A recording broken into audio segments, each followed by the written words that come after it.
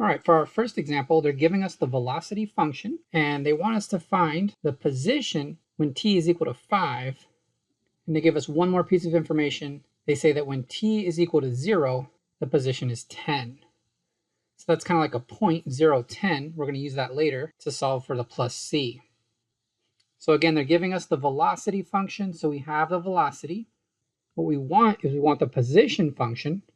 So we're going to have to do an integral to get our position function. And we're looking at method 1. So method 1 is just do the integral. So if we do the integral of v, we're going to get t to the 4th, but then we have to put a plus c. Now we can solve for the plus c because we have this point here. It says the initial position is 10. So that means when time is 0, the position is 10. And so that's a point that we can use to solve for the plus c. So when we plug in 0 into our x of t function, we get x of 0 equals 0 to the 4th plus c. And of course, x of 0 is 10, so we can replace that with 10. So we figure out, okay, c is equal to 10. We can now go back and trade our c for a 10. Now we have the position as a function of time, t. Now we want to plug in t equals 5, and we'll get our final answer. When t is 5, you get 625 plus 10, and so that's 635. So again, we started with the velocity function. We needed to find the position function. So the way you're going to find the position function is by doing an integral. Doing that integral does give you a plus c, but you can use this 0.010 to solve for the c. Once you know that c is 10, you can plug it back in, and now you can find the position for any time t. We wanted to find the position when t was 5, so we plug in a 5 and we got our final answer. Now there is another way we can do it. Method 2 is going to be using total change theorem. It's the same problem, we're just going to solve it a different way. So the amount at any time t is going to be the starting amount plus all the changes. So the changes will be the integral of the velocity. We want to find this when t is 5, so we're going to put a 5 here. So we get x of 5 equals, of course our starting amount was 10, so we put a 10 for x of 0. Now we want to do this integral. This integral is going to give us x to the 4th, and we want to evaluate it from 0 to 5.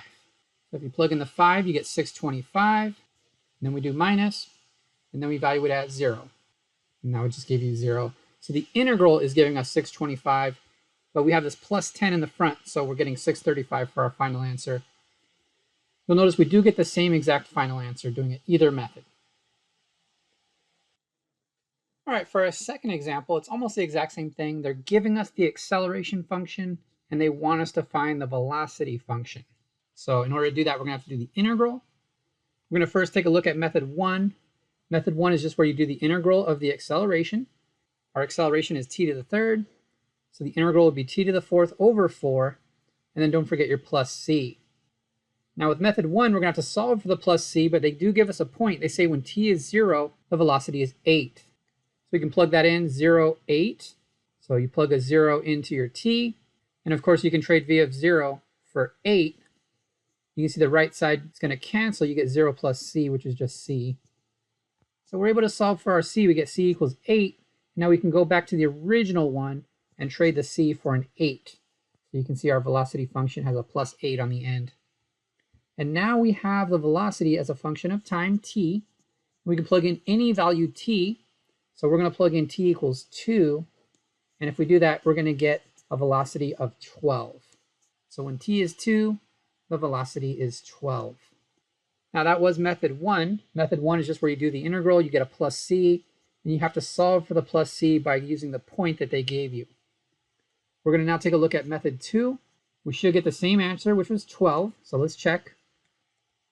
Method 2, again, is the total change theorem. You don't need to do it both ways, but I'm showing you both ways, and you can just choose which way you like the best.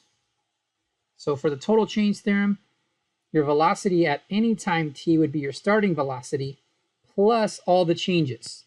So the changes would be the integral of the acceleration. Now your starting velocity doesn't have to be when t is 0.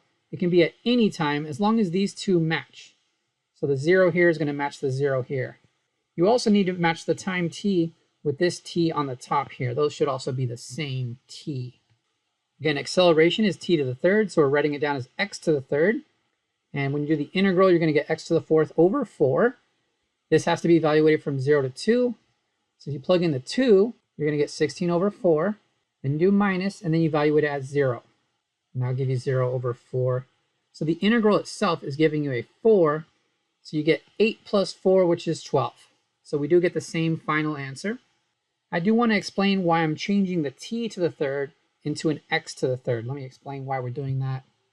When you make a velocity function as a function of t, whatever you plug in for the t is going to get plugged in over here. So we only want to plug into the top of the integral there. We do not want to plug a t into our acceleration because that will make it a constant value, and that's not what we want. We want it to be the acceleration function. So we're changing it to a function of x. The letter that you use actually doesn't matter. As long as it's different than this letter right here, we're using a t. So this cannot be a function of t. It has to be some other letter. All right, let's look at the next example. Okay, for this example, they're asking us, is the particle moving towards 0 or away from 0 at time t equals 7? So for our first example here, you can see when t is 7, the starting position is -3. So it's to the left of 0. And the velocity is negative, which means the particle is moving left. So that would be away from 0. For our second example, the starting position when t is 7 would be a +3. So we're starting right here. And the velocity is negative, so the particle is moving left. So that means the particle is moving towards 0. For this example over here, when t is 7, we're starting at a +3. And the velocity is also positive, so we're moving right at that time. So we're moving away from 0 when t is 7. And here's our last example. Our starting position is a negative number, so -3. And because the velocity is positive, it means the particle is moving right at that moment in time. So we are moving towards 0 at that moment in time. So you can see we do have 4 different examples. And in this question, all they wanted to know is, are we moving towards 0 or away from 0? I think the big thing that you want to know and understand is that when your velocity is positive, you're going right. And if your velocity is negative, you're going left. And that's it. Let's go ahead and look at our next example. Okay, now we're going to look at this squirrel example. So this first page here is just explaining the story of this. It says a squirrel starts at building A at time t equals 0. So at time t equals 0, the squirrel is right here at this point. And he's traveling along a straight wire connected to building B. So you can see building B is over here, building A is over here, and here's our little squirrel right here. It says for time t equals 0 all the way to t equals 18, the squirrel's velocity is modeled by a function called v of t, which is graphed below. So again, this is just a story. They haven't actually asked us a question yet. So let's go to the next page and see what the question would be. Okay, here's our question. It says, find the formula for each function on the interval from 14 to 16. So again, this is the graph of v. So we got to find x of t, v of t, and a of t. But I think we should start with v of t because that's what this is. This is v of t. So you can see from 14 all the way to 16, that's this part of the graph right here. So we got to start by saying, okay, what is this? Because this is going to be our v of t. And I think everybody can see that it's a line. So we're just going to use y equals mx plus b.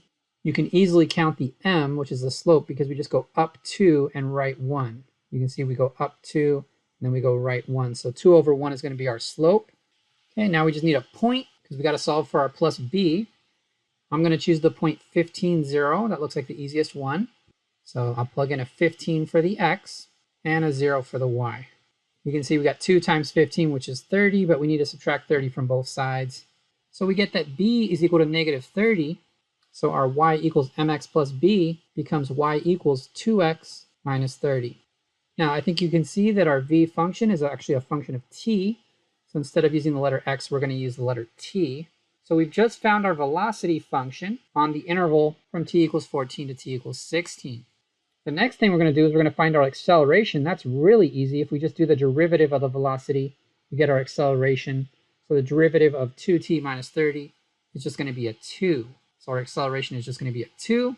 And now we're going to do the hard part. The hard part is finding x of t. One of the things I can do is I can just do the integral, and I'll get x of t, but there will be a plus c that I'm going to have to figure out. So let's just do the integral of v. This is going to give me t squared minus 30t plus c. And that's going to be my x of t function. So here's the hard part. I have to solve for the plus c. Now remember, we are doing this on the interval from 14 to 16. So I need to plug in a point that's on that interval. Now, if we go back to the previous page, I want to point out that the squirrel started at a position of 0. So when t was equal to 0, his position was 0.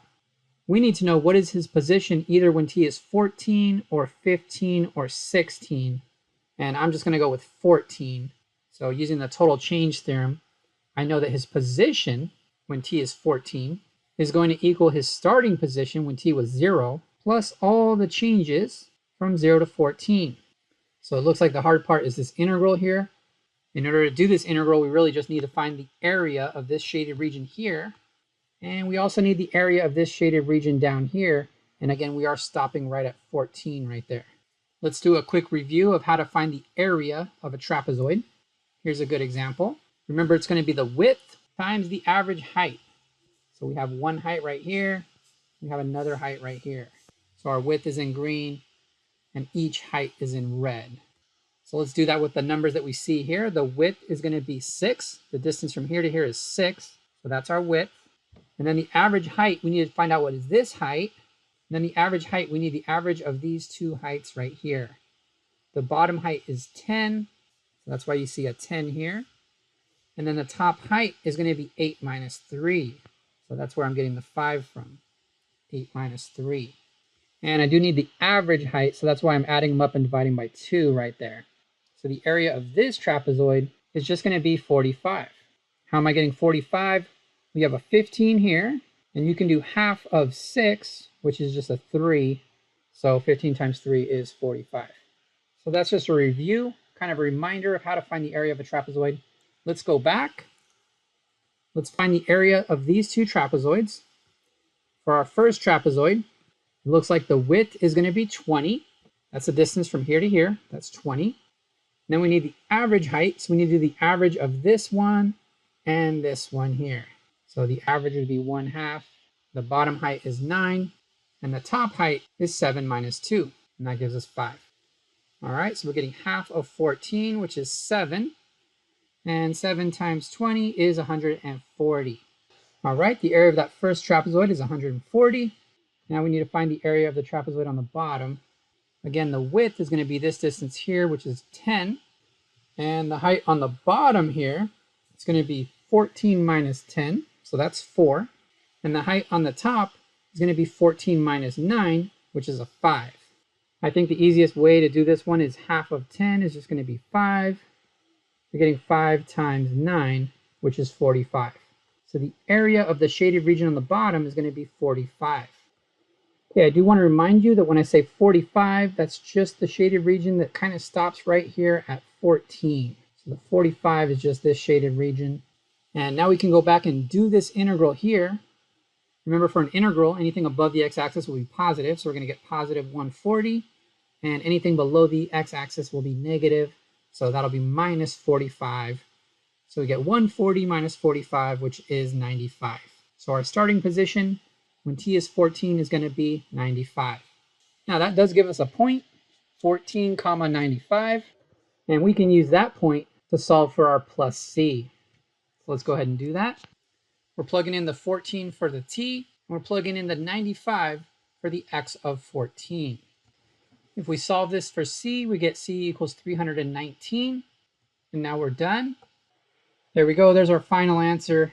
And of course, the x of t is always going to be the hard part. They don't actually give you the point 14 comma 95, so you have to figure that out.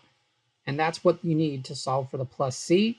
Remember, when you plug your point in, your point has to be on the interval, in this case from t equals 14 to t equals 16. You cannot plug in a point that has a t value somewhere outside of that interval. It won't work. So that'll be the really tricky part. You can't plug in 0, 0 to solve for the plus c. So this is kind of a tricky one, a really tough one, I think. All right, let's look at the next example. All right, this is a basic example of explain the meaning of a displacement or a total distance traveled. So for the first one, we do the integral from 0 to 10 of the velocity function, all we're getting is the position at 10 minus the position at 0. So it's just the displacement. You're just looking at where it ended, and then you do minus, and then you put whatever it started at. So for the first example, we're going to say, well, you ended at 30. So we're going to do 30, and then minus, and then you started at 0. So we're going to do minus 0, and that's the displacement. So we're getting 30 minus 0, which is just 30. So that's what this is. This is the displacement from t equals 0 to t equals 10, getting positive 30. And I would just recommend just using that word displacement. You don't need to explain exactly what it is. Basically, you're 30 units to the right of where you were when t was equal to 0.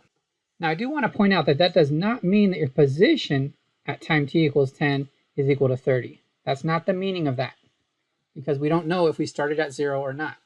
All we're saying is that when t is 10, you are 30 units further to the right than you were when t was equal to 0. Now, we want to find this value and also explain the meaning. For this one, we're doing the same thing. We're still going right 20, going left 10, and then we're going right 20.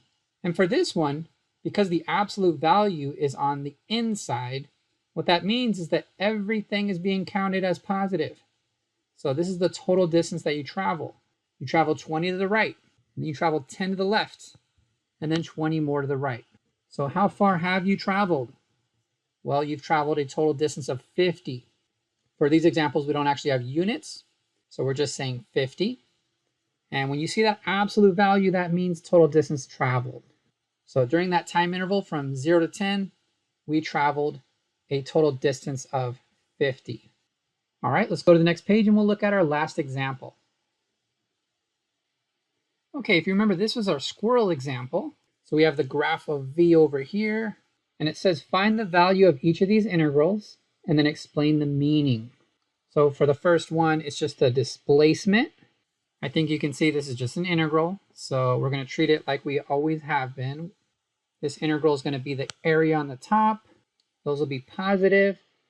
And then we'll do minus, and then whatever the area on the bottom is will be subtracted. And that's how we do integrals. So the 50 is going to be subtracted, and the 140 and the 25 will be added. So the displacement will be 115. Again, what is the meaning of this? This means that from t equals 0 to t equals 18, the squirrel's displacement was 115 units to the right. Now for the second one, this is going to be total distance traveled because the absolute value is on the inside of the integral. So every single value will be positive. So what really happened is the squirrel went 140 to the right, then 50 to the left, and then 24 more to the right. So that would give you a displacement of 115 units to the right. But how far did the squirrel travel? Well, this 50 units to the left is still a distance that the squirrel traveled. So if we're doing total distance traveled, that 50 should be positive. So all three values are positive. If you add up all three values, you get 215. And that's the total distance that the squirrel traveled. All right, that's it. That was our last example. That's all, folks.